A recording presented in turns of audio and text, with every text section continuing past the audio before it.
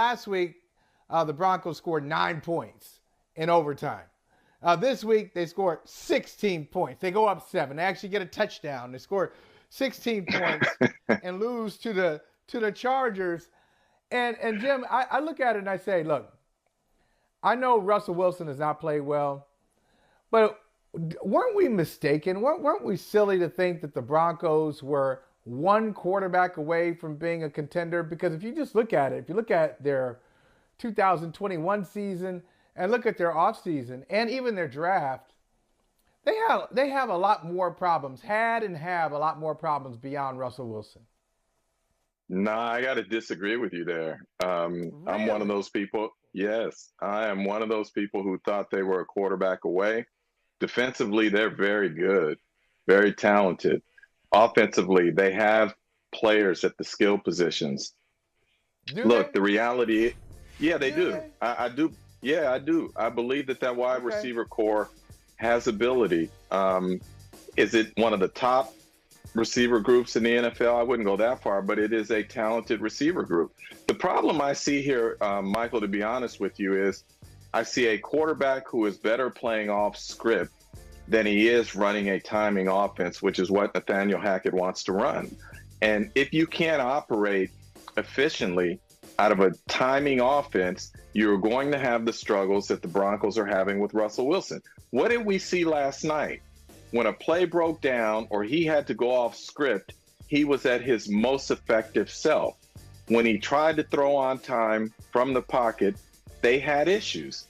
So for me, it really is that simple. The defense played well enough and has played well enough to win this year. They simply haven't gotten good play from the quarterback position or from the offense in general. I really haven't seen a lot of teams that have just dropped in a quarterback, simply dropped in a quarterback without some fundamental changes and then gone on to win a Super Bowl. Like, so somebody out there is saying, well, hey, how about I saw the Rams do it last year. I saw the Rams do it last year, and I saw Tampa Bay do it the year before. But you didn't see Tampa Bay do it. I'm going to get back to that in a second. All right, the Rams last year, the Rams with Jared Goff went to the Super Bowl. Okay, right. With Jared Goff, they went to the Super Bowl. So it's not like they were coming from non-playoff team the year before, 7-10. They didn't go from 7-10 to getting Matthew Stafford, and we say, oh, wow, look at the Rams. We'd already said, oh, wow, look at the Rams. We'd already said, oh, wow, look at Sean McVay. He was an established coach, and they were a quarterback away. There you go. Tampa, they brought in Tom Brady. They drafted a right tackle with their first-round pick. They brought in Rob Gronkowski. They brought in other pieces, including Antonio Brown, for their Super Bowl run. They made some changes to support Tom Brady. They had a little bit of a clash with the offense, so it was Bruce Arians' offense for a while, and then it was Tom Brady, and then they kind of met in the middle to create a new offense. You can't just take Russell Wilson, drop him onto a flawed, sorry, Jim, just disagree with you, flawed Denver roster, then bring in this coach, this offensive coordinator. My worst thing, I hate these people. I hate them. Hate this profile, not personal. But I hate offensive coordinators who don't call plays. That's my pet peeve. You were an offensive coordinator. Oh, you were. Oh, you didn't call plays. Oh, okay. So why the hell am I calling you an offensive coordinator? So they bring in Nathaniel Hackett, first-time play caller and first-time head coach, and we think they're supposed to go to the Super Bowl? Come on. They got and Jim, let me add this. They'd already talked about some of the problems in the front office before they had that transition where Peyton is the general manager, and they kind of kicked John Elway. He's kicked way upstairs or whatever his position is, because he didn't do a fantastic job the last several years post Peyton Manning. So if you really look under the hood of the Denver Broncos, I think we're just a little too casual saying, hey, Russell Wilson's here. Let's get ready. Super Bowl or bust.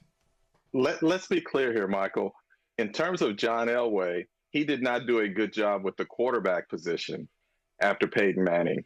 He did identify talent at other positions. So from that standpoint, I'm going to disagree with you on that.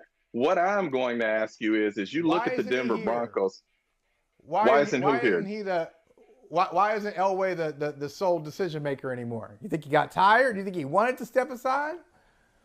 I think because he couldn't get it right. He couldn't get the quarterback position right. Go back and look at how many quarterbacks they went through, whether it was Osweiler or Lynch or Simeon or who's the last one that just got traded to Seattle. He couldn't get it right. Yeah, he couldn't get it right after Peyton Manning. So, look, we always say, what do we say? It's a quarterback-driven league. If you can't get the quarterback position right, it's very difficult for a team to win. I would ask you, as you look at the Denver Bronco roster and their starting lineups, where do you see the biggest issues?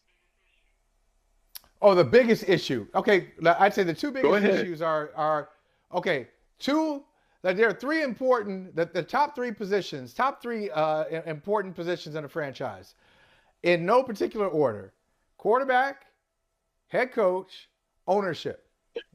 Okay, so they got new ownership. Wait, hold up. I'm not going to disagree with you on that. We're talking roster here, right? Wasn't that what we were discussing? On the roster. Number one on the roster is quarterback. Okay, I'd say quarterback. Absolutely. Sure. Mm-hmm. It is.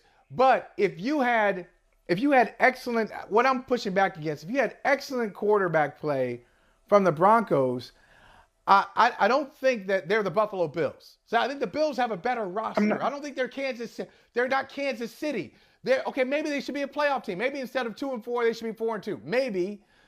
But I think we've gone too far. We went too far in the offseason, is my point, on the Broncos by saying, hey, bring in Russell Wilson and just watch Russ cook. Well, no. And weren't we here? Didn't we talk about, wasn't it us when we talked about Melvin Gordon? Then Melvin Gordon, wasn't he the one who said, man, I don't want to be carrying the ball all the time. Yeah, I don't want to, some days I just don't want to work. And he said they hit harder in the beginning of the year than they do later in the year, right? So let me point this out before we bring in our company. Before we bring in our company and hear from Russell Wilson, I want to point out to you, I've already identified they had an offensive coordinator who never called plays, and they have a running back who doesn't like getting hit.